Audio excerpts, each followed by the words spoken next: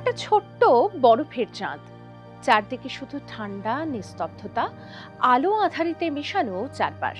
নাম তার ইউরোপা। সে ঘুরে বেড়ায় বিশাল গ্রহ বৃহস্পতির চারপাশে। ইউরোপাকে দেখলে আপনার মনে হবে একেবারে মৃত, সাদা বরফে ঢাকা শরীর। কোনো গাছ নেই, জল নেই, শব্দ নেই। কিন্তু বিজ্ঞানীরা বলছেন এই চাঁদটার ভিতরে লুকিয়ে আছে এক বিস্ময়কর গল্প। নাসার বিজ্ঞানীরা আজ থেকে প্রায় ৩০ বছর আগে ১৯৯৭ সালে পাঠিয়েছিলেন এক মহাকাশযান, নাম গ্যালিলিও।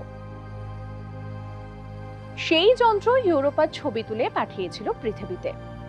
তখন কেউ ভাবেনি সেই ছবি একদিন জীবনের ইঙ্গিত দেবে। এত বছর পরে বিজ্ঞানীরা আবার সেই পুরনো ছবি খুলে দেখলেন।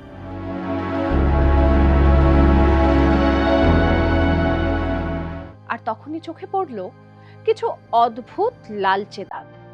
কিন্তু প্রশ্ন হচ্ছে, কি ওগুলো? নাসার বিজ্ঞানীরা বলছেন পরীক্ষা করে জানা গিয়েছে ওই অদ্ভুত দাগগুলো অ্যামোনিয়া, একটা খুব সাধারণ রাসায়নিক, কিন্তু জীবনের জন্য খুব দরকারি। কারণ অ্যামোনিয়ার ভিতরেই আছে নাইট্রোজেন,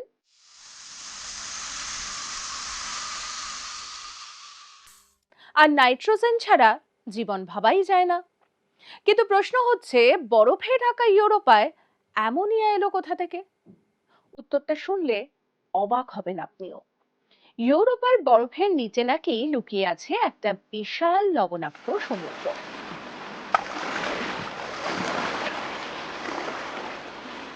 এতটাই বড় যে তার গভীরতা পৃথিবীর সব সমুদ্র মিলিয়েও প্রায় দ্বিগুণ। ইউরোপার গায়ে দেখা যায় লম্বা লম্বা ফাটল, একেবারে রাস্তার মতো।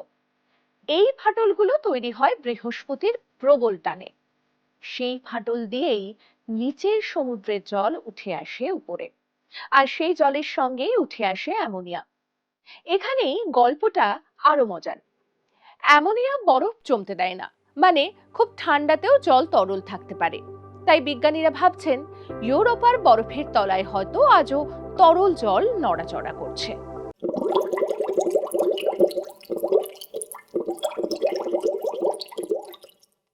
আর যেখানে জল থাকে সেখানে কি জীবনের সম্ভাবনা থাকে না?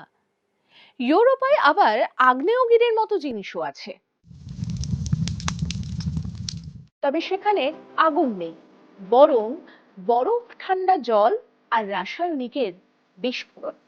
একে বলে ক্রায়ো ভলক্যানো। এগুলোই প্রমাণ দেয় ইউরোপা একেবারে মৃত নয়। তাই বিজ্ঞানীরা বলছেন পৃথিবীর বাইরে যদি কোথাও জীবনের ইঙ্গিত থাকে, তাহলে সেই জায়গাগুলোর তালিকায় ইউরোপা রয়েছে একেবারে উপরে। বরফে ঢাকা নীরব চাঁদটা যেন ধীরে ধীরে ফিস ফিস করে বলছে, আমাকে দেখে যা মনে করছো আমি তেমন নই, আমার ভেতরে এখনো জল বয়ে চলে, আর হয়তো কোনো একদিন প্রাণের চিহ্নও মিলবে। বিজ্ঞানীরা জানিয়েছেন নাসার আগামী ইউরোপা ক্লিপার মিশন এই উপগ্রহের আরো কাছ থেকে তথ্য সংগ্রহ করবে।